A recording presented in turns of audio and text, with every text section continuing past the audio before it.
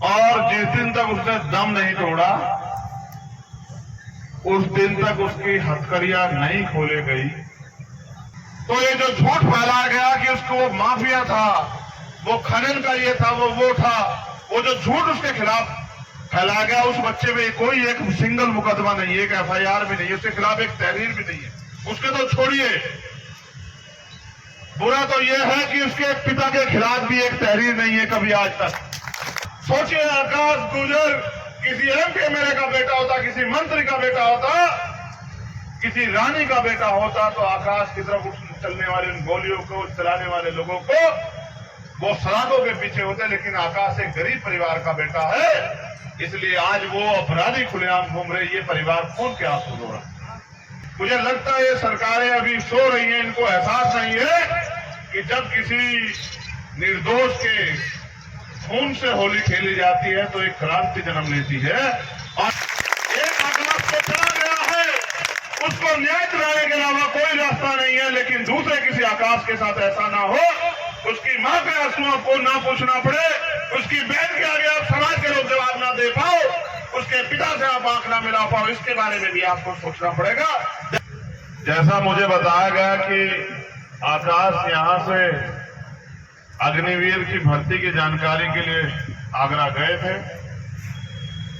आगरा पहुंचे, जैसे ही वो पेशाब करने के लिए उतरे, बस छूट गई और पुलिस के कुछ लोग आते हैं, सीधे उन्होंने उनको गोली मार दी, बिना ये जाने, बिना ये पूछे कि ये कौन है और यहाँ क्यों है। अगले दिन परिवार को तो ये जानकारी भी नहीं थी कि उनके बच्चे के साथ इतना बड़ा हादसा हो गया। अगले दिन परिवार को पुलिस द्वारा बताया गया कि उसके बेटे का एनकाउंटर हुआ है। परिवार के लोग वहां पहुंचे, तब उनको ये पता लगा कि उनके बेटे को 3 गोली लगी हैं, 2 टांग में और 1 पेट में।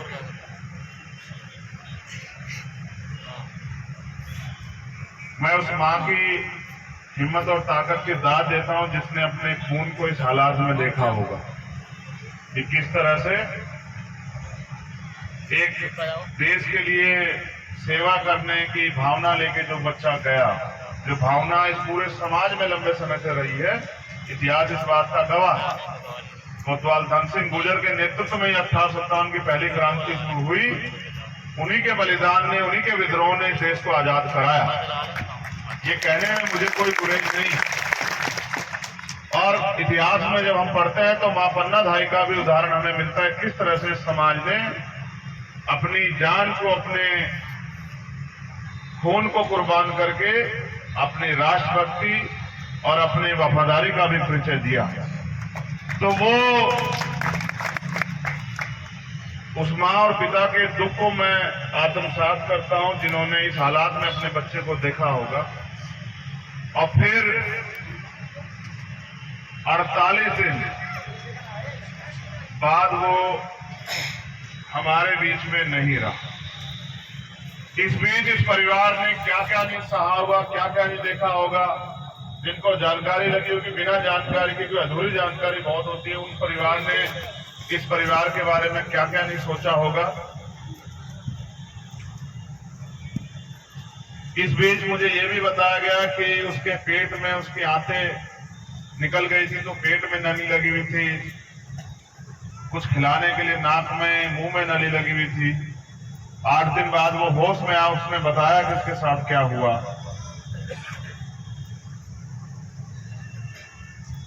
और जिस दिन तक उसने दम नहीं तोड़ा उस दिन तक उसकी हथकड़ियां नहीं खोले गई। ये इस बात का, ये नीचता, क्रूरता की हद है। इसको मैं क्रूरता ही कहूंगा। मैं इसको इनकाउंटर के साथ साथ मर्डर भी इसलिए मानता हूं उसी दिन, क्योंकि यहां न्याय व्यवस्था और नियत की भी हत्या हुई। ये परिवार उस बच्चे का इलाज प्राइवेट हॉस्पिटल में कराना चाहता था, पुलिस की तानाशाही की वजह से ये नहीं संभव हो पाया। और मैं ये मानता हूं कि पुलिस चाहती थी कि ये इसी हालात में मर जाए, क्योंकि अगर वो जिंदा रहता तो वो अपनी पीड़ा को समाज के आगे, मीडिया के आगे, शासन प्रशासन के आगे और प्रदेश और देश में अपनी पीड़ा को रखने का काम करता। और वहां जो तानाशाही सरकार चल रही है, उनकी जिनके इशारे पे पुलिस ने ये आपराधिक कृत्य किया, उनकी पोल खुलने का काम होता और उनकी थूथू होती अपनी जान बचाने के लिए उन्होंने इस परिवार के चिराग को जानबूझ के उजाड़ने का काम किया। अगर पुलिस उसकी जान बचाना चाहती तो बेहतर से बेहतर हॉस्पिटल में उसका इलाज होता। जब वो उसकी जान बच जाती तब दूध का दूध पानी का पानी हो जाता। मैंने बहुत दिन से देखा कि इतने इतने अन्याय किए जा रहे हैं कि लोग सुन के सहम जाएं। आप और मैं इस बात को बहुत बेहतर तरीके से जानते हैं कि अगर प्राइवेट हॉस्पिटल में उसका इलाज होता, उसकी जान बच जाती, तो ये जो झूठ फैलाया गया कि उसको वो माफिया था, वो खनन का ये था, वो था, वो जो झूठ उसके खिलाफ फैलाया गया, उस बच्चे में कोई एक सिंगल मुकदमा नहीं है, एक FIR भी नहीं है, उसके खिलाफ एक तहरीर भी नहीं है। उसके तो छोड़िए, बुरा तो यह है कि उसके पिता के खिलाफ भी एक तहरीर नहीं है कभी आज तक। एक किसान मजदूर करने वाले, अपने बच्चों का पेट पालने वाले बाप ने, उनकी मां ने किस तरह से अपने खून से उसे सींचा होगा, पहले पेट में रखा 9 महीने और उसके बाद खुद गीले में सो के उसको सूखे में रखकर किस तरह पाला होगा। उसके पिता ने किस तरह अपना पेट काट काट के उसको रोटी दी होगी कि वो तैयार हो जाए और वो आने वाले समय में इनकी छाया बने। आज इस परिवार का सब कुछ लुट चुका है, इनके हौसले टूट चुके हैं। मैं तो ये मान के चल रहा था कि कर्नल किरोड़ी लाल बैरसना की औलादे स्वाभिमान, सम्मान और हक के आंदोलन में कभी कोई समझौता नहीं करेंगे, सरकार के दांत खट्टे कर देंगी। लेकिन दुख इस बात का है कि आज तक भी उस परिवार के साथ न्याय नहीं हो रहा है और हम लोग कहीं ना कहीं अपनी निजी कारणों से चुप बैठे। कि आपका जमीर इस बात की गवाही देता है, अगर आज आकाश के साथ है तो कल चंद्रशेखर या रविंद्र के साथ क्यों नहीं होगा, इसकी गारंटी समाज ले लेगा क्या? कल अगर अपराध को आप नहीं रोकेंगे, अपराध का विरोध नहीं करेंगे तो अपराधियों के हौसले बढ़ेंगे। आप इस बात को समझ लो। अगर आप अन्याय को नहीं रोकोगे, अन्याय करने वालों के हौसले और मजबूत हो जाएंगे, वो और दम लगा के अन्याय करेंगे। उनको लगे जाएगा कि इस समाज को तो गुलामी करने की आदत होगी, इस समाज को तो सहने की आदत होगी। मैं तो देश भर में देखता हूं कि यही समाज जो है, जो पिछड़ा समाज है हमारा, पूरे देश के हक अधिकारों के लिए आंदोलन करता है, लड़ाई लड़ता है, लेकिन वो यहाँ ग्वालियर में जो उनकी अपनी धरती है, जहाँ का इतिहास बड़ा मजबूत है, वो न्याय के लिए आवाज नहीं उठा पा रहा, न्याय मजबूती से नहीं ले पा रहा है। तो कहीं ना कहीं हमारी निजी चीजें इस न्याय और अन्याय के और न्याय की जो कड़ी है उसके बीच में आ गई। मैंने इस बात को बहुत गंभीरता से सुना और मैंने अपने आप भाइयों का संघर्ष भी देखा। मैं पुणे ये समिति जो है, जितने भी लोग यहाँ उपस्थित हैं उनका, क्योंकि कम से कम उनका जमीर जिंदा है जो लोग यहाँ हैं, मैं उनका बहुत बहुत धन्यवाद करता हूँ कि आपने गरीब के आंसू पोंछने के लिए, उनकी आवाज को उठाने के लिए खुद का जो है काम किया। अगर आप उनके आंसू उठाने का काम करते तो सोचिए कि आपकी लड़ाई कभी अधूरी नहीं रह सकती।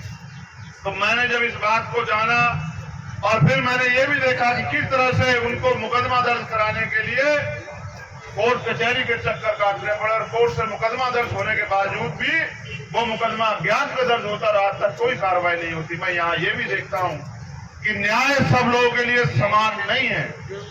अगर न्याय समान होता, सोचिए आकाश गुजर किसी MP MLA का बेटा होता, किसी मंत्री का बेटा होता, किसी रानी का बेटा होता, तो आकाश की तरफ चलने वाले उन गोलियों को चलाने वाले लोगों को वो सलाखों के पीछे होते। लेकिन आकाश एक गरीब परिवार का बेटा है, इसलिए आज वो अपराधी खुलेआम घूम रहे, ये परिवार खून के आंसू रो रहा। इसलिए ये हम सब लोगों की जिम्मेदारी बनती है, नैतिक जिम्मेदारी बनती है कि जब अन्याय हो रहा हो, अन्याय करने वाला अपने आप को इतना ताकतवर समझ बैठा हो, उसको लगता हो कि उसका कोई कुछ नहीं बिगाड़ सकता, तब समाज को खड़ा होना चाहिए।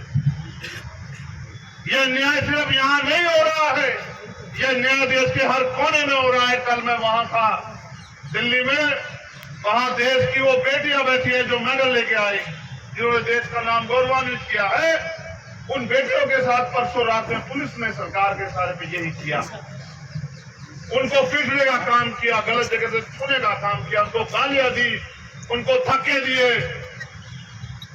जो मैं नहीं बता सकता, जो मुझे कल बताया गया, वो सब उनको सहना पड़ा, इसलिए क्योंकि ताकतवर लोगों को लगता है कि गरीब कीड़े मकोड़े होते हैं, इनकी जिंदगी छीन लो, इनको सता दो, इनको नुकसान पहुंचा दो, कोई तुम्हें कुछ नहीं करेगा। मैं मानता हूं कि तानाशाही का एक दौर होता है, लेकिन मैं यह भी मानता हूं कि हमने बड़े बड़े तानाशाहों को भी इतिहास गवाह है कि हमने धूल चटाने का काम किया, चाहे वो मुगल रहे हो, चाहे वो अंग्रेज रहे हो। इतिहास गवाह, समय जरूर लगा होगा, लेकिन भारत का ये ऐतिहासिक ब्लड जो है, ये जो मार्शल ब्लड है, इसने समय समय पे अपनी कुर्बानियां देके समाज को जगाने का और बहुत बड़े बड़े तानाशाही को सबक सिखाने का काम किया। आज घड़ी आ पड़ी है साथियों। आज आकाश गुजर को किसी नेता से, किसी अधिकारी कर्मचारी से कोई उम्मीद नहीं। अगर उम्मीद है तो अपने इस समाज से उम्मीद है, जो समाज यहाँ इतने बड़े पैमाने पर बैठे। अगर उनको उम्मीद है तो आप सब लोगों के संघर्ष से उम्मीद है कि कल आप संघर्ष करके इस परिवार को न्याय दिलाने का काम करोगे। जिनका बेटा चला गया उनके लिए कोई पैसा, कोई साधन कुछ नहीं बेचते। अगर आप और मैं जानते हैं कि उनके दो बच्चे हैं, उनके परिवार का क्या होगा। इस न्याय की नालायक सरकारों को सोचना चाहिए था कि एक तो उनके परिवार का इतना नुकसान हो गया, कम से कम उनके से आंसू तो पूछने का काम कर रहे हैं। ये सरकारें ये भी नहीं कर पाई। मुझे लगता है ये सरकारें अभी सो रही हैं, इनको एहसास नहीं है कि जब किसी निर्दोष के खून से होली खेली जाती है तो एक क्रांति जन्म लेती है, और जब कोई क्रांति जन्म लेती है तो जैसी क्रांति मेरठ की धरती से 10 मार्च 1857 को चली कोतवाल धन सिंह गुर्जर जी के नेतृत्व में, और उसने एक ऐतिहासिक सत्ता पलट किया, अंग्रेजों को यहाँ से भागना पड़ा। ऐसे इन तानाशाहियों को भी जो है हम लोग आज की क्रांति से जवाब देंगे। मैं उन दोनों माता पिताओं को नमन करते हुए उनको ये वादा करता हूं कि हम आकाश भाई को न्याय दिलाने के लिए सारी सीमाएं, अगर लांघनी भी पड़ी तो सारी सीमाएं लांघ के इस न्याय की लड़ाई को मजबूत करें। क्योंकि मैं मानता हूं अधिकार मांगने से नहीं मिलते हैं, अधिकार छीनने पड़ते हैं। मैं अपने गुर्जर स्वाभिमान समिति के साथियों से भी कहना चाहता हूं, ये टेस्ट चल रहा है आप लोगों का, इस बात को भी आप समझें। उसी समाज के साथ अन्याय होता है जिस समाज से उम्मीद की जाए कि ये समाज अन्याय सहने के लिए तैयार है। ये एक घटना नहीं है, ये तो एक घटना है जो आपके सामने है। बहुत सारी ऐसी घटनाएं भी हैं जो आपके सामने नहीं पहुंची।